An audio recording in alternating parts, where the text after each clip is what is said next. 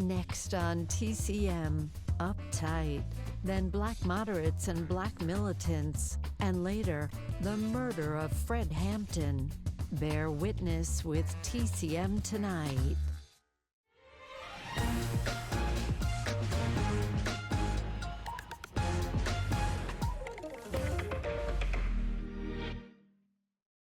Welcome back to TCM.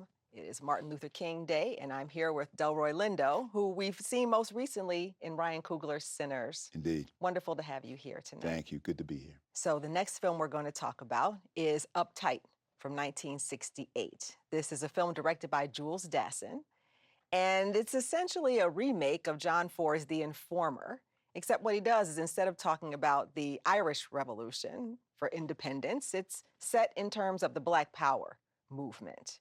Now, this is a film that's rarely seen. I think you recently saw it for the first time. Yes, I was not familiar with this film. What were some of your impressions of this film? Once again, and I know I sound like a broken record, but very much a film that very much speaking to the dynamics of the time. And I read that the director, Jules Dassin, had been blacklisted. That's right. And had moved to Europe, I think France, and then ended up in Greece, I believe, ultimately.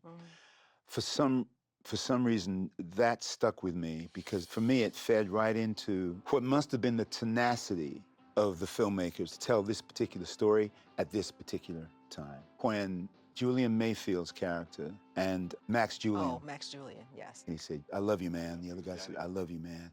The tenderness between these men in amongst all of this turmoil. So very, very much for me, a film contemporary in the sense that it is speaking to the socio-political and cultural dynamics of the time. Yeah, absolutely. I mean, this film opens with the immediate aftermath of the assassination of Martin Luther King Jr. That's right. And to think about the fact that that happened in April 1968, this film was released in December of 1968, there's a real immediacy to it.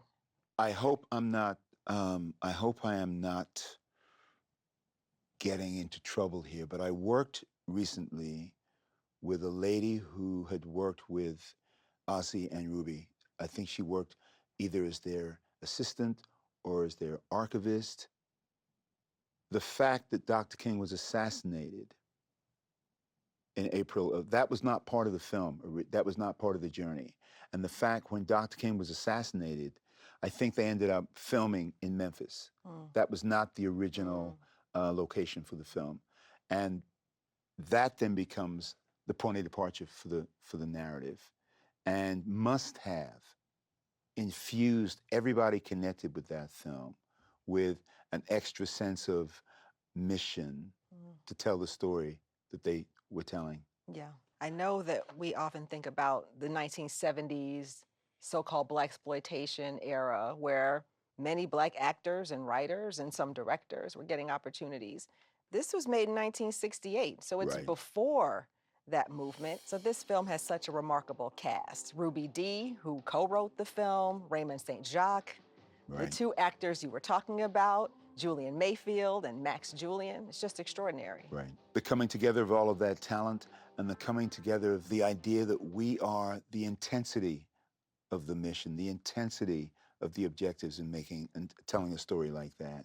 Very much of its time. Yeah, yeah. And the question of what direction do we take now that Dr. King is gone? That's right. They're really struggling with this, yes. Yeah. Which is also very contemporary because as we sit here in 2026 and I think we're all faced with how do we individually and or collectively respond to this moment in history that we're living in right now. Yeah, absolutely. Well, let's take a look. Thank you so much, Delroy. Thank you. Thank you. From 1968, here is Uptight.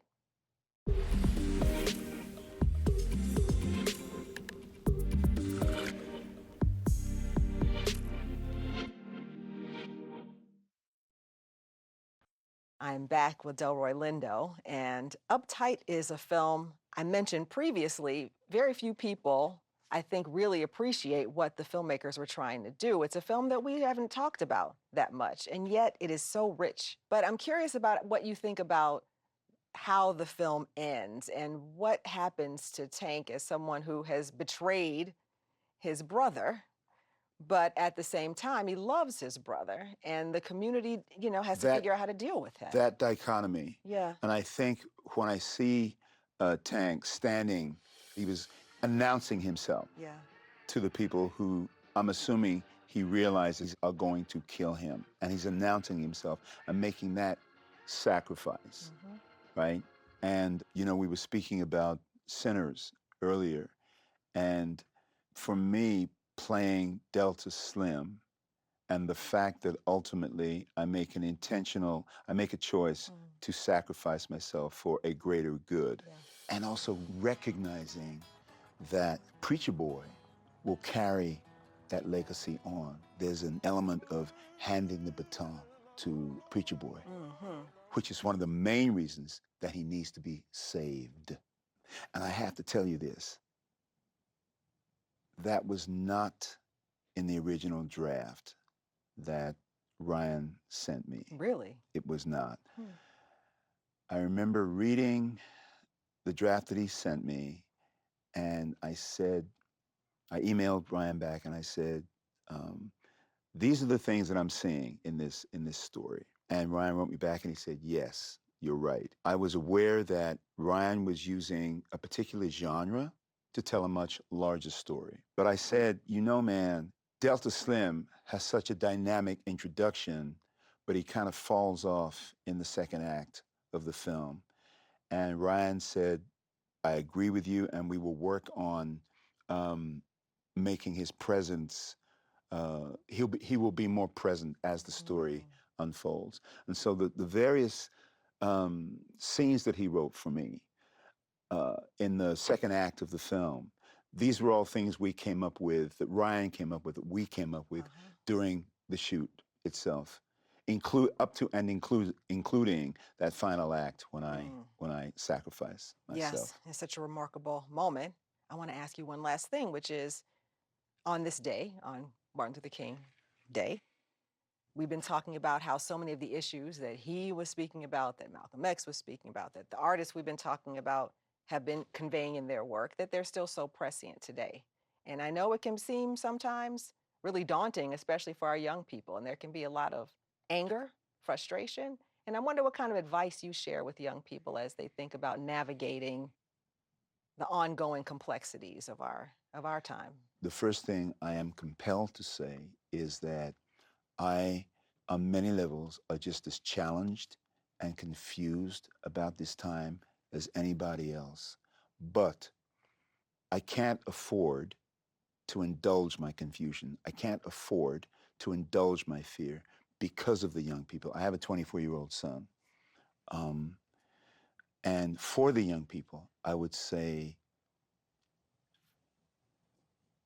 you're entitled to your confusion. You're entitled to your rage. And it's the challenge that we all are faced with. The challenge is to find constructive ways of channeling the fear, constructive ways of challenging our confusion. And we are all compelled, each in our own individual ways, to come up with answers for ourselves and live that. Yes. I would say that one of the things that's most important for me in 2026, my family, my friends, my work, and infusing all of my relationships with as much as I can to keep us moving forward. It's what Malcolm represented, it's what Dr. King represented, and we each must find our ways of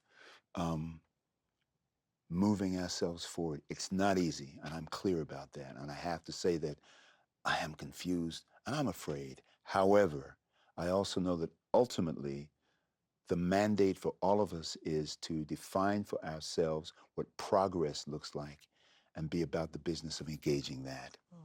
That's beautifully put. And your work points us, I think, in the right direction. Thank you. You bring such humanism to the characters that you portray. Thank and you. it has been an honor to speak with you Likewise. tonight. Thank you so I'm much really, for really being happy to have here. been here. Thank you, Jacqueline. We're saying goodnight, but please stay with us for more MLK Day programming. Next on TCM, Black Moderates and Black Militants, then the murder of Fred Hampton, and later, Black Panthers. Stay with TCM tonight.